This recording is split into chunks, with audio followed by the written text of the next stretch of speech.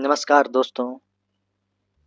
आज हम जो बुक रीड कर रहे हैं, इस बुक का नाम है अप्सरा। इस नॉवेल का नाम अप्सरा है और इसे लिखा है सूर्यकांत निराला। तो शुरू करते हैं अप्सरा। ईडन गार्डन में कृत्रिम सरोवर के तट पर एक कुंज के बीच शाम 7 बजे के करीब जलते हुए एक प्रकाश स्तंभ के नीचे पड़ी हुई एक कुर्सी पर 17 साल की चंपे की कली सी एक किशोरी बैठी हुई। सरोवर की लहरों पर चमकती हुई चांद की किरणें और जल पर खुले हुए कांपते बिजली की बत्तियों के कमल के फूल एकचित देख रही थी। और दिनों से आज उसे कुछ देर हो गई थी, पर इसका उसे ख्याल ना था। युवती एकाएक चौंक कर कांप उठी। उसी बेंच पर एक गोरा बिल्कुल उससे सटकर बैठ गया। युवती एक बगल हट गई, फिर कुछ सोचकर इधर उधर देख घबराई हुई उठकर खड़ी हो गई। गोरे ने हाथ पकड़कर जबरन बेंच पर बैठा लिया। युवती चीख उठी। बाग में उस समय इक्के दुक्के आदमी रह गए थे। युवती ने इधर उधर देखा, पर कोई नजर न आया। भय से उसका कंठ भी रुक गया। अपने आदमियों को पुकारना चाहा, पर आवाज न निकली। गोरे ने उसे कसकर पकड़ लिया। गोरा कुछ निश्चल प्रेम की बातें कह रहा था कि पीछे से किसी ने उसके कॉलर में उंगलियां घुसेड़ दी और गर्दन के पास कोट के साथ पकड़कर साहब को एक बित्ता बेंच से ऊपर उठा लिया, जैसे चूहे को बिल्ली। साहब के कब्जे से युवती छूट गई। साहब ने सिर घुमाया। आगंतुक ने दूसरे हाथ से युवती की तरफ सिर फेर दिया। अब कैसी लगती है? साहब झपट कर खड़े हो गए। युवक ने कॉलर छोड़ते हुए जोर से सामने रेल दिया। एक पेड़ के सहारे साहब संभल गया। फिरकर उसने देखा एक युवक अकेला खड़ा है। साहब को अपनी वीरता का ख्याल आया। तुम हमको पीछे से पकड़ा, कहते कहते साहब युवक की ओर लपका। तो अभी दिल की मुराद पूरी नहीं हुई। युवक तैयार हो गया। साहब को बॉक्सिंग का अभिमान था, युवक को कुश्ती का। साहब के वार करते ही युवक ने कलाई पकड़ ली और यहीं से बांधकर बहले में दे मारा। छाती पर बैठा, कई रद्दे कस दिए। साहब बेहोश हो गया। युवती खड़ी सविस्मय ताकती रही। युवक ने रुमाल भिगोकर साहब का मुंह पोंछ दिया, फिर उसी को सिर पर रख दिया। जेब से कागज निकाल बेंच के सहारे एक चिट्ठी लिखी और साहब की जेब में रख दी। फिर युवती से पूछा, आपको कहाँ जाना है? मेरी मोटर रास्ते पर खड़ी है, उस पर मेरा ड्राइवर और बूढ़ा अर्दली बैठा होगा। मैं हवाखोरी के लिए आई थी, आपने मेरी रक्षा की, मैं सदैव आपकी कृतज्ञ रहूंगा। युवक ने सिर झुका लिया। आपका शुभ नाम? युवती ने पूछा। नाम बतलाना अनावश्यक समझता हूं, आप जल्द यहाँ से चली जाएं। युवती को कृतज्ञता की सजल दृष्टि से देखती हुई युवती चल दी। युवक को कृतज्ञता की सजल दृष्टि से देखती हुई युवती चल दी। रुककर कुछ कहना चाहा, पर कह न सकी। युवती फील्ड के फाटक की ओर चली। युवक हाई कोर्ट की तरफ चला गया। कुछ दूर जाने के बाद युवती फिर लौटी। युवक नजर से बाहर हो गया था। वहीं गई और साहब की जेब से चिट्ठी निकालकर चुपचाप चली आई। कनक धीरे धीरे 16वें वर्ष के पहले चरण में आ पड़ी। अपार अलौकिक सौंदर्य एकांत में कभी कभी अपनी मनोहर रागनी सुना जाता। वह कान लगा उसके अमृत स्वर को सुनती, पान किया करती। अज्ञात एक अपूर्व आनंद का प्रवाह अंगों का आपाद मस्तक नहला जाता। स्नेह की विद्युत लपा काम उस अपरिचित करास की तलाश में विस्मय से आकाश की ओर ताक कर रह जाती। कभी कभी खिले हुए अंगों के स्नेह भार में एक स्पर्श में, जैसे शरीर कोई उसकी आत्मा में प्रवेश कर रहा। उस गुदगुदी में उसके तमाम अंग कांप कर खिल उठे। अपनी देह के वृंत पर अपलक खिली हुई ज्योत्सना के चंद्र पुष्प की तरह, सौंदर्य उज्ज्वल परिजात की तरह एक अज्ञात प्रयाग की वायु से डोल उठती। आंखों में प्रश्न फूट पड़ता, संसार के रहस्यों के प्रति विस्मय। कनक गंधर्व कुमारिका थी। उसकी माता सर्वेश्वरी बनारस की रहने वाली थी। नृत्य संगीत में वह भारत में प्रसिद्ध हो चुकी थी। बड़े बड़े राजे महाराजे जलसे में उसे बुलाते, उसकी बड़ी खातिर करते थे। इस तरह सर्वेश्वरी ने अपार संपत्ति एकत्र कर ली थी। उसने कलकत्ता बहु बाजार में आलीशान अपना एक खास मकान बनवा लिया था और व्यवसाय की वृद्धि के लिए उपार्जन की सुविधा के विचार से प्रायः वहीं रहती भी थी।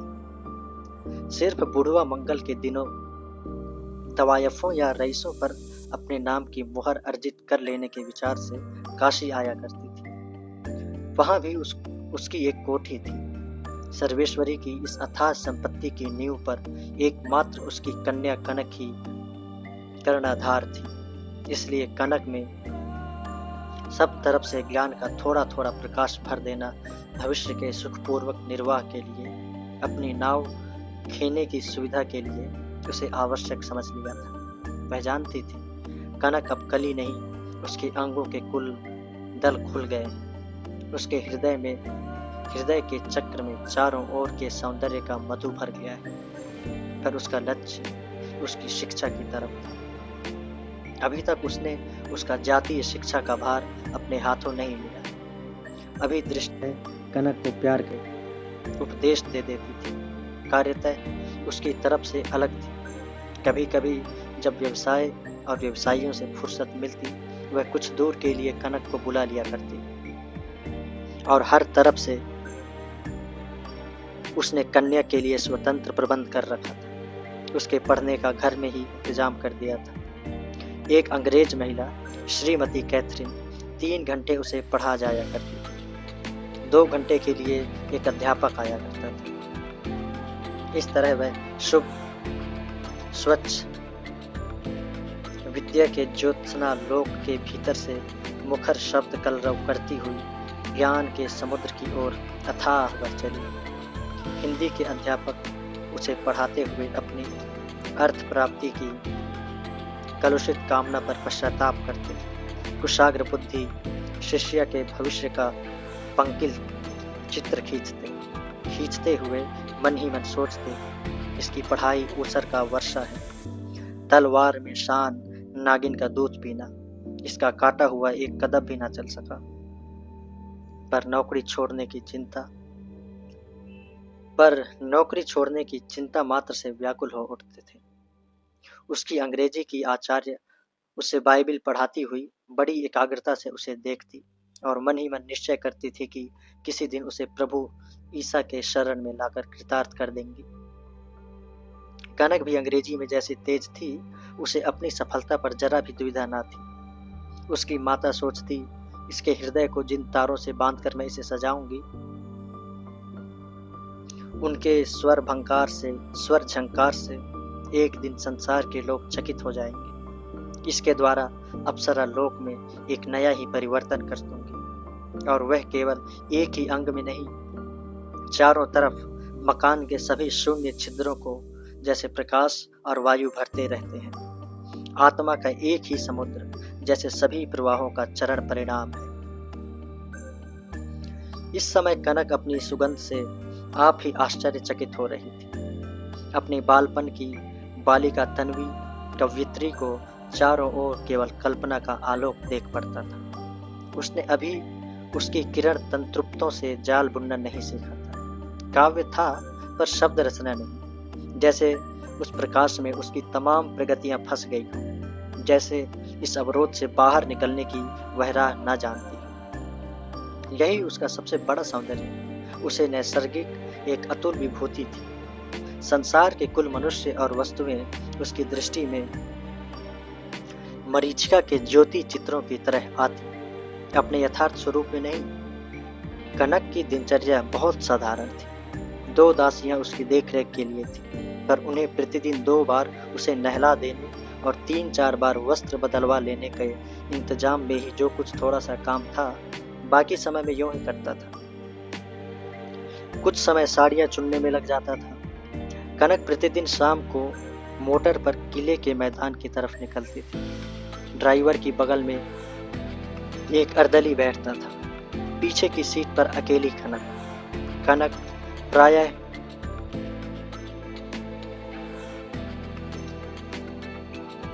कभी कभी हाथों में सोने की चूड़ियां डाल लेती थी, गले में एक हीरे की कड़ी का जड़ाऊ हार, कानों में हीरे के 2 चंपे पड़े रहते थे। संध्या समय 7 बजे के बाद से 10 तक और दिन में भी इसी तरह 7 से 10 तक पड़ती थी। भोजन पान में बिल्कुल सादी, पर पुष्टिकारक भोजन उसे दिया जाता था। धीरे धीरे ऋतुओं के सोने के पंख फड़का। 1 साल और उड़ गया। मन के खिलते हुए प्रकाश अनेक झरने उसकी कमल सी आंखों से होकर बह गए, पर अब उसके मुख से आश्चर्य की जगह ज्ञान की मुद्रा चित्रित हो जाती। वह स्वयं अब अपने भविष्य के पट पर तूलिका चला लेती है। साल भर से माता के पास उसे नृत्य और संगीत की शिक्षा मिल रही है। इधर उसकी उन्नति के चपल क्रम को देख सर्वेश्वरी पहले की कल्पना की अपेक्षा शिक्षा के पथ पर उसे और दूर तक ले चलने का विचार करने लगी और गंधर्व जाति के छूटे हुए पूर्व गौरव को स्पर्धा से प्राप्त करने के लिए उत्साह भी दिया करती थी। कनक अपलक ताकती हुई माता के वाक्यों को सब प्रमाण सिद्ध करने की मन ही मन निश्चय करती, प्रतिज्ञाएं करती। माता ने उसे सिखलाया, किसी को प्यार मत करना। हमारे लिए प्यार करना आत्मा की कमजोरी है, यह हमारा धर्म नहीं। कनक ने वाड़ी में मन ही मन प्रतिज्ञा की, किसी को प्यार नहीं करूं, यह हमारे लिए आत्मा की कमजोरी है, धर्म नहीं। माता ने कहा, संसार के और लोग भीतर से प्यार करते हैं, हम लोग बाहर से। कनक ने निश्चय किया, और लोग भीतर से प्यार करते हैं, मैं बाहर से करती हूँ। माता ने कहा, हमारी जैसी स्थिति है, इस पर ठहर कर भी हम लोग में वैसी ही विभूति, वैसा ही ऐश्वर्य, वैसा ही सम्मान अपनी कला के प्रदर्शन से प्राप्त कर सकती है। साथ ही जिस आत्मा को और लोग अपने सर्वस्व का त्याग कर प्राप्त करते हैं, उसे भी हम लोग अपनी कला के उत्कर्ष के द्वारा उसी में प्राप्त करती है। उसी में लीन होना हमारी मुक्ति है। जो आत्मा सभी सृष्टियों को सूक्ष्मतम तंतु की तरह उनके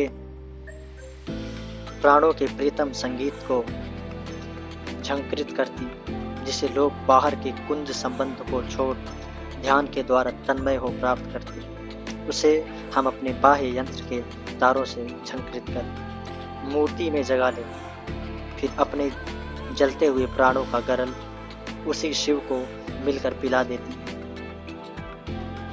हमारी मुक्ति इस साधना के द्वारा होती है, इसलिए ऐश्वर्य पर हमारा सदा ही एकाधिकार रहता है। हम बाहर से जितनी सुंदर, भीतर से उतनी ही कठोर इसलिए हैं, और लोग बाहर से कठोर पर भीतर से कोमल हुआ करते हैं, इसलिए वे हमें पहचान नहीं पाते और अपने सर्वस्व तक का दान कर हमें पराजित करना चाहते हैं। हमारे प्रेम को प्राप्त कर, जिस पर हमारे कौशल के शिव का एकाधिकार है। जब हम लोग अपने इस धर्म के गर्त से नौखरिये की रागनी सुन मुग्ध हुई नागिन की तरह निकल पड़ती हैं, तब हमारे महत्व के प्रति भी हमें कलंकित अहल्या की तरह शाप से बांध पतित कर चले जाते हैं। हम अपनी स्वतंत्रता के सुखमय विहार को छोड़ मौखरिये की संकीर्ण टोकरी में बंद हो जाती है। फिर वही हमें इच्छानुसार नचाता, अपनी स्वतंत्र इच्छा के वश में हमें गुलाम बना लेता है। अपनी बुनियाद पर इमारत की तरह तुम्हें अटल रहना होगा, नहीं तो फिर अपनी स्थिति से ढह जाओगे, बह जाओगे। कनक के मन में होठ कांप कर रह गए। अपनी बुनियाद पर इमारत की तरह अटल रहूंगी।